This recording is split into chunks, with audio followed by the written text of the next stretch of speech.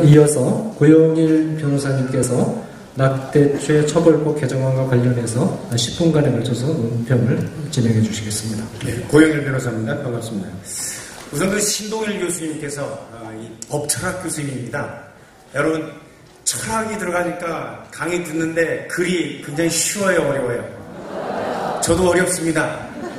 다 했는데 이틀 걸렸습니다.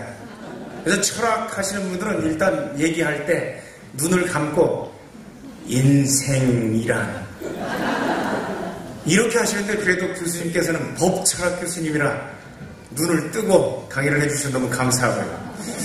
근데 그 내용은 제가 그 교수님 견해에 대한 부분들에 대해서는 지금 98페이지 이하에서 나와 있습니다.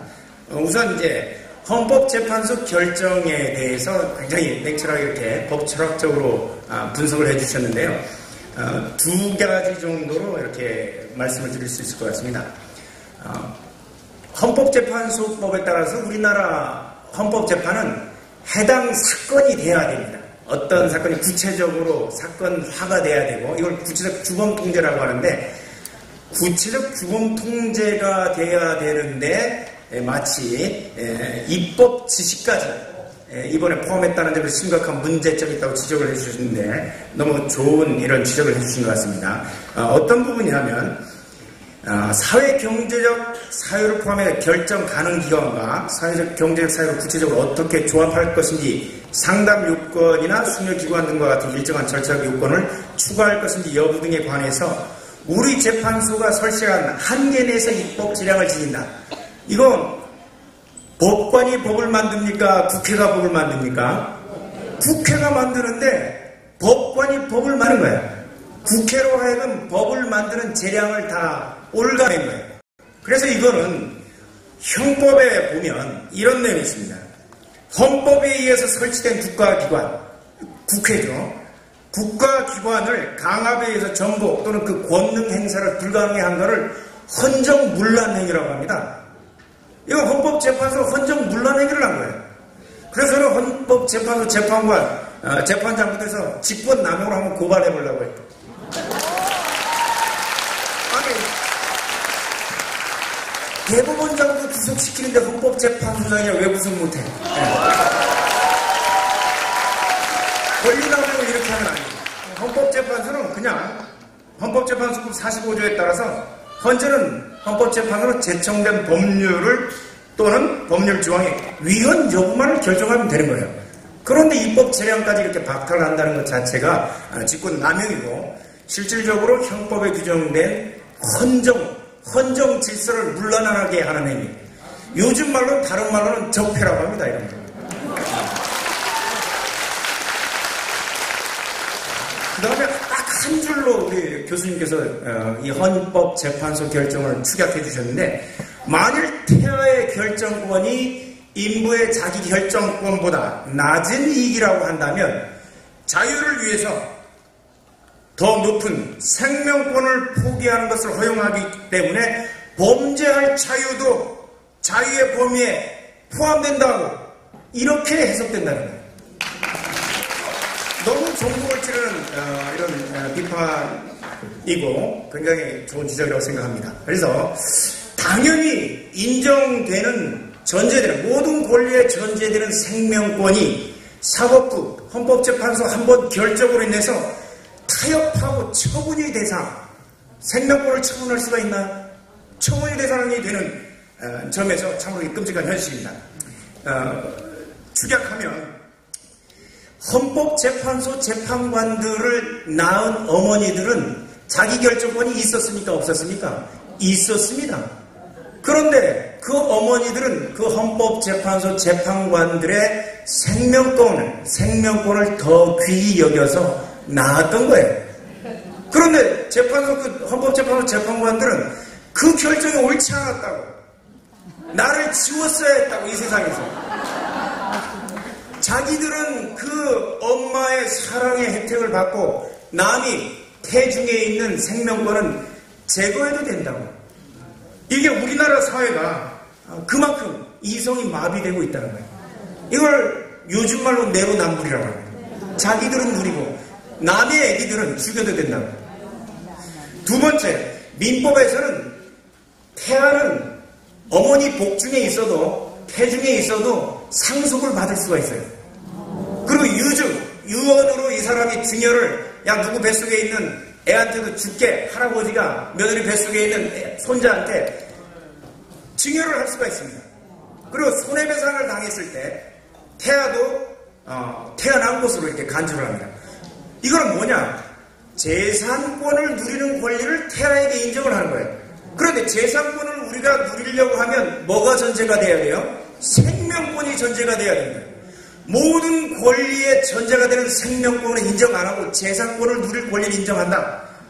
이거는 법 체계상 있을 수가 없는 거예요.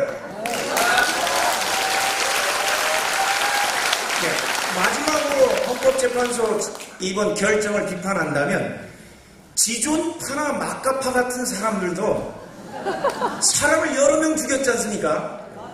그런데 이 사람들한테는 사형 판결을 내릴 때 국가가 국가 비용으로 국선 변호사를 대줘요. 그리고 1심에서 사형 판결을 나면 항소하면 2심 고등법원 가요. 그것도 국선 변호사 붙여줘요. 국가 돈으로.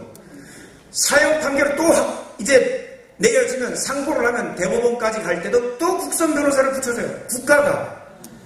그리고 나서 사형 판결이 확정되면 1997년 12월 30일 사형 판결 집행한 이후로 지금까지 한 명도 사형 집행을 안 했습니다. 지존파 막가파 같은 사람들은 지금까지 버젓이 다른 사람을 수십 명 죽여도 사형이 집행이 안 돼요.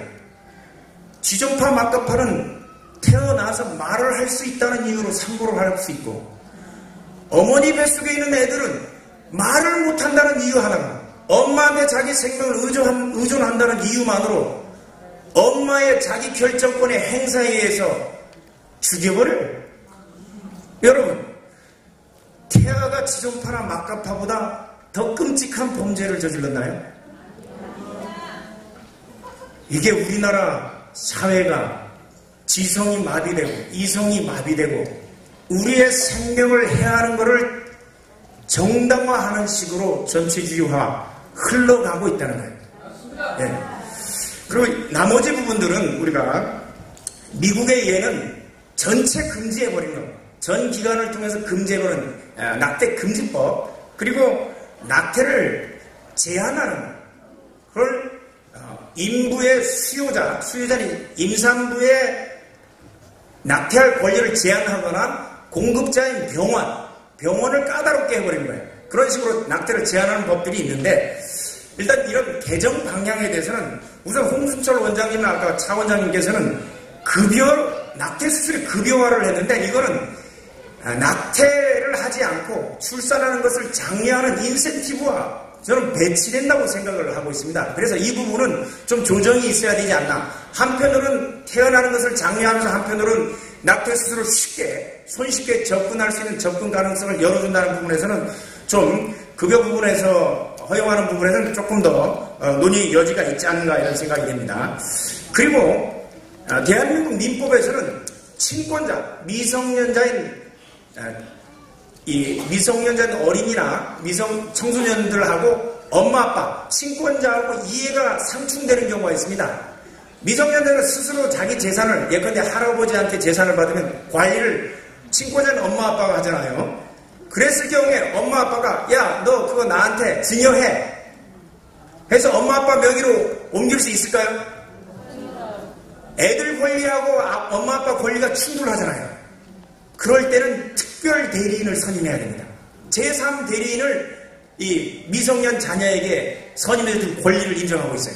아니, 그런데 재산권에 대해서는 이렇게 특별 대리를 선임해줄 수 있는데 아무 말 못하는 자녀가 나를 살려달라고 할 때 특별 대리를 선임하지 못한다. 문제가 심각하다고 저는 생각되고, 그래서 이 경우에는 반대하는 부나 반대하는 사람의 이런 사람으로 하여금 특별 대리권을 부여하는 이런 방법도 해볼 수 있다고 생각이 됩니다. 그리고 궁극적인 해결이 필요해요. 대한민국은 현재 좌파 이데올로기에 의한 모든 전쟁터가 되고 있어요. 전쟁은 낙태뿐만이 아니라 어느 방향이냐, 개인의 생명과 자유를 박탈하는 한 부분, 두 번째는 건강한 가정을 깨뜨리는 부분, 세 번째는 신앙의 자유를 포함한 교회를 파괴하는 부분, 마지막으로 국가를 무너뜨리는 이 네 가지 큰 전투 현장을 다 합쳐서 전쟁이라고 하는 거예요. 그런데 우리 전쟁이 단순히 낙태, 동성애에 이렇게 한정시키면 안 되는 거예요. 우리의 싸움은 성경이 이렇게 얘기하고 있습니다. 에베소 6장 12절 말씀에 우리의 싸움은 혈과 육에 관한 것이 아니요. 옛날 성경에는 정사가 뭐예요? 정치 정자와 일사자예요. 정사와 권세와 이 어둠의 세상 주관자들과 하늘에 있는 악의 영들에게 대하느라 너희는 세상의 소금이니 소금이 만일 맛을 잃으면 무엇으로 짜게 하리요. 여러분 세상에는 세상이 소금이라고 할 때 세상에는 정치가 포함 안 됩니까?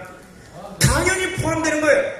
그런데 기독교가 정교분리 원칙이라는 걸 가지고 세상에는 정치가 포함 안 된다고 얘기를 하고 있어요. 그러니까 동성애와 낙태교 전쟁, 이거 전투만 하는 거예요. 나머지 전쟁은 어떻게 할까요? 신앙의 자유와 국가 안보 자체, 국가가 무너지는 상황. 여러분 여러 전쟁들이 있습니다. 이번에 남북 군사기본 합의서 같은 경우 NLL에서 우리의 함정을 기동훈련을 못해요. 그러니까 목선이 들어와서 북한 어선이 들어와서 핸드폰 빌려달라고 하는데 그걸 몰라요. 국가가 무너진 거예요. 외국인의 지위와 국민의 권리를 구분을 안 해요. 이건 뭐냐? 국가를 없애버리는 거예요. 공산당에는 이런 게 있습니다. 노동자에는 국적이 없다. 조국이 없다. 그러므로 그들은 잃을 것이 없다. 이걸 가만히 놔둘까요? 이 거대한 좌파의 전쟁과의 싸움에, 이 전쟁에서 우리는 반드시 승리해야 됩니다. 어떻게? 방법은 정치에 적극 참여해야 된다는 거예요. 네. 히브리서에서는 이런 얘기가 나옵니다. 아브람과 사라에 대한 얘기예요.